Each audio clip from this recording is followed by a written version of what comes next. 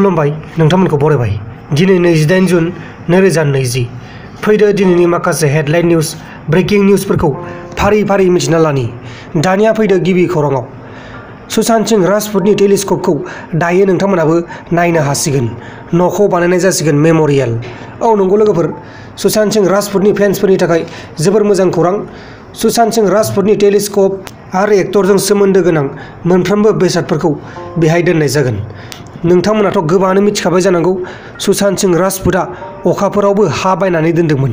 बै हाखौ सुशांत सिंह राजपुतआ दुरबिनजों एबा टेलिस्क'पजों नायहरबाय थायोमोन।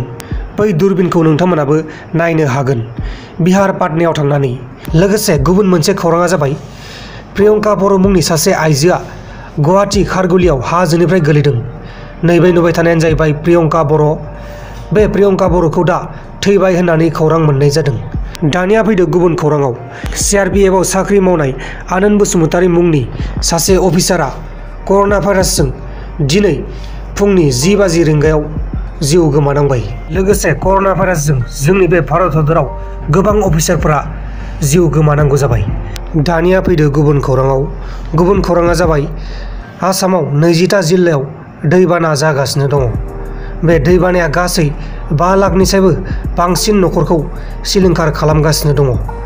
जोबोद दुखुनांथाव। दानिया फैदो गुबुन खौराङाव। लकडाउननि समाव जादों जानाय लोंनायनि बेसेना गोसा।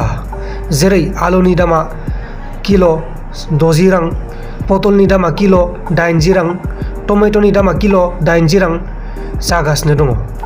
लकडाउन जानायलाय माल बुस्थुफोरनि बेसेना बारा जालांगासिनो दङ। दानिया फैदो जोबथा खौराङाव। जोबथा खौराङानो जाहैबाय चाइनानि माल बुस्थु मबाइल एप्सफोरखौ बयकट खालामनो थाखाय गामि गामि गोदान गोदान रुल्स खालामगासिनो दङ।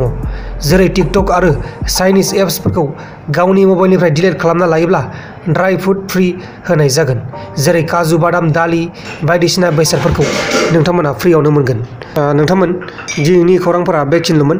जुदि नोंथांमोना आंनि चेनेलाव गोदानै फैदोंब्ला चेनेलखौ साबस्क्राइब खालाम, लोगोसे बेलनि आइकनखौबो सेरनानै गालां। अब्लासो आंनि गोदान गोदान भिडिअफ्रा नोंथांमोननिसिम थाबैनो नटिफिकेसनाव सहैगोन। बाय बाय।